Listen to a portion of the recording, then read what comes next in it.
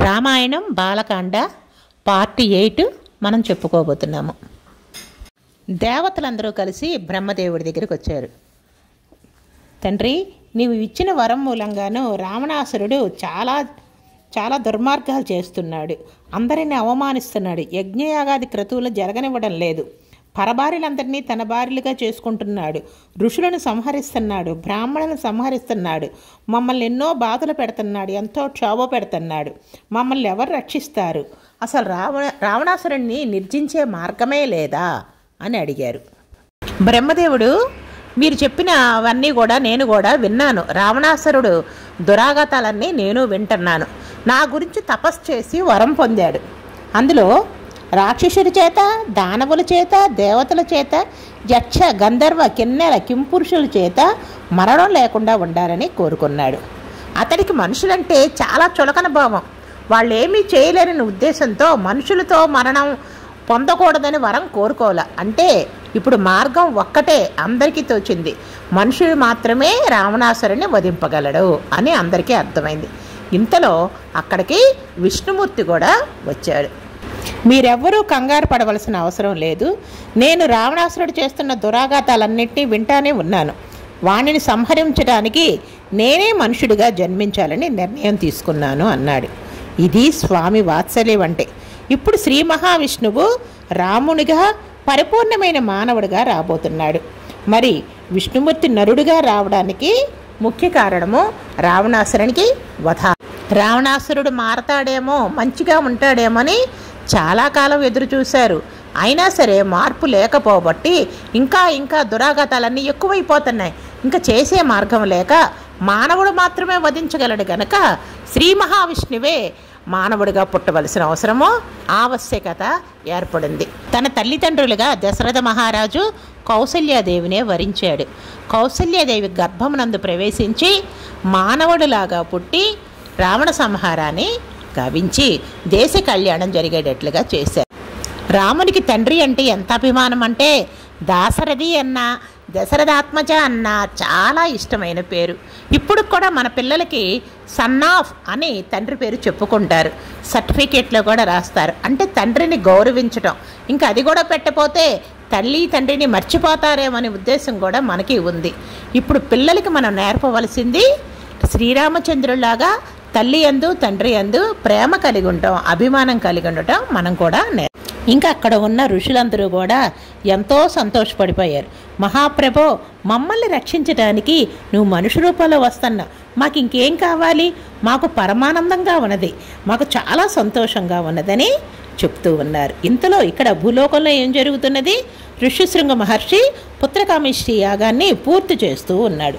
పూర్తి చేస్తున్న సమయంలో ఒక మహానుభావుడు అగ్నిహోత్రం నుంచి బయటికి వచ్చారు. ఆయన చేతిలో బంగారపు పాత్ర ఉంది. దానిపైన వెండి మూత ఉంది. ఆ బంగారు పాత్రలో ఉంది పాయసం ఉంది. దానిని పట్టుకొని దశరథ మహారాజు వైపు వస్తూ ఉన్నారు. యాగాగ్ని నుంచి వస్తున్న మహానుభావ, నీవెవరివి? నీకు నేనేమి చేయగలను? నన్ను ఆజ్ఞాపించమని అన్నారు. నాయన దశరథ, నీ పుత్రకామిష్టి యాగానికి నేను సంతసం పొందాను. నేను ప్రజాపతి పంపిస్తే వచ్చాను. ఇందులో ఉన్న పాయసం దేవతల చేత నిర్మించబడిన పాయసం. ఈ పాయసం ప్రజాకరం. ఈ పాయసాన్ని నీ భార్యను స్వీకరిస్తే నీవు సంతానవంతుడు అవుతావు, స్వీకరించు అని చెప్పి ఆ పాయసాన్ని ఇచ్చారు. దశరథ మహారాజు పరమ సంతోషంతో వెంటనే ఆ పాయస పాత్రను తీసుకున్నాడు. అసలుకి ఎంత సంతోషంగా ఉందో, ఇంకా పిల్లలు కలుగుతారు, సంతానం కలుగుద్ది అని చాలా సంతోషపడిపోతూ ఉన్నారు. ఇంకా వంశం నిలబడుతుంది.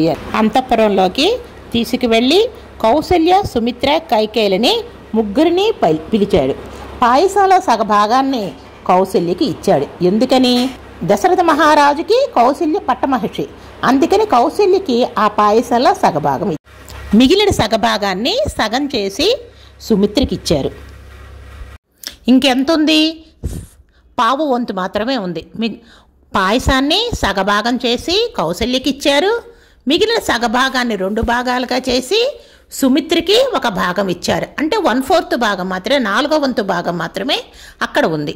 ఈ 4వ వంతు భాగాన్ని మళ్ళీ 2గా చేసి ఒక భాగాన్ని కైకేయికి, ఇంకొక భాగాన్ని సుమిత్రకి ఇచ్చారు. దీనికి కారణం ఏంటంటే ముందుగా పట్టమహిషిగా వచ్చినది కౌసల్య, తర్వాత భార్య సుమిత్ర, అందరికంటే చిన్నది కైకేయ. అందుకని అందరికీ సమానంగా ఇచ్చానని చెప్పి సంతృప్తి చెందారు.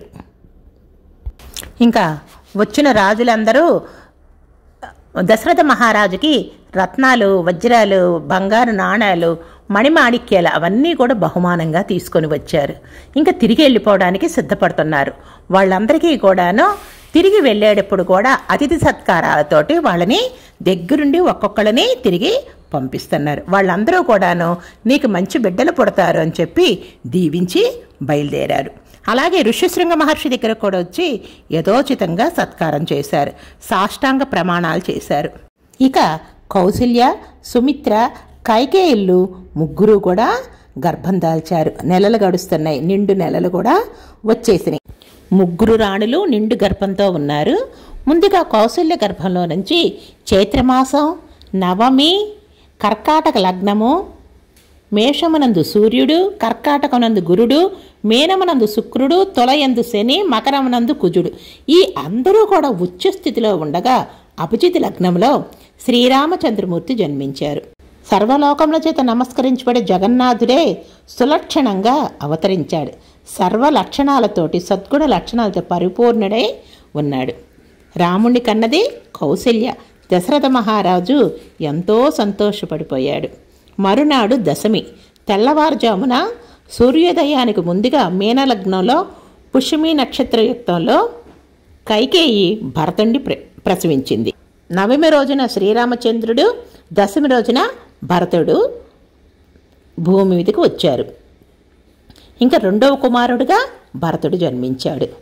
మరునాటి ఉదయం భరతుడు, అదే రోజు సూర్యోదయం అయ్యాక ఆశ్లేష నక్షత్రంలో ఉచ్చస్థాయిలో ఉండగా సుమిత్రకు 2 కవల పిల్లలు జన్మించారు, లక్ష్మణులు, శత్రుఘ్నులు. ఆశ్లేష నక్షత్రం ఆదిశేషువు నక్షత్రం. 4 కుమారుల జనన వార్తను విని దశరథ మహారాజుకి సంతోషానికి అసలు దశరథ మహారాజుకి 4 కుమారులు కలిగేటప్పటికల్లా చాలా సంతోషపడిపోయారు. వచ్చిన వాళ్ళందరికీ కానుకలు ఇచ్చారు. బ్రాహ్మణులకి అందరికీ కూడా సంతర్పణలు చేశారు. దశరథునికి సంతానం కలిగిందని కౌసల్య ప్రజలందరూ కూడా అపరిమిత ఆనందంతో ప్రజలకి ఒళ్ళు తెలియలేదంట. మా రాజు యాగం చేశాడు, మా రాజుకి 4 కుమారులు జన్మించారు, 3 భార్యలకి జన్మించారు అని చెప్పి ఎంతో సంతోషపడిపోయి కళ్ళాపి చల్లారు, ధూపాలు వేశారు, నాట్యాలు చేశారు, రంగస్థలం మీద ప్రదర్శనలు ఇచ్చారు, దేవాలయాల్లో పెద్ద పెద్ద పూజలు చేశారు, సహస్ర కలశాభిషేకాలు చేశారు, ఊరంతా కూడా పతాకాలు ఎగరవేశారు. అసలు కోసల దేశం అంతా కూడా అసలు ఎలా ఉందంటే ప్రజలంతా ఆనందంతో నాట్యాలు చేశారు. ప్రజలందరూ ఉప్పొంగిపోయారు. ఇది ఒక రాజు పరిపాలించవలసిన విధానం. రాజుగారు సంతోషపడితే ప్రజలందరూ సంతోషపడిపోయారు. మా రాజు సంతోషమే మా సంతోషం అన్నట్లుగా దేశమంతా సంతోషంతో ఉప్పొంగిపోయింది. జై శ్రీరామ్.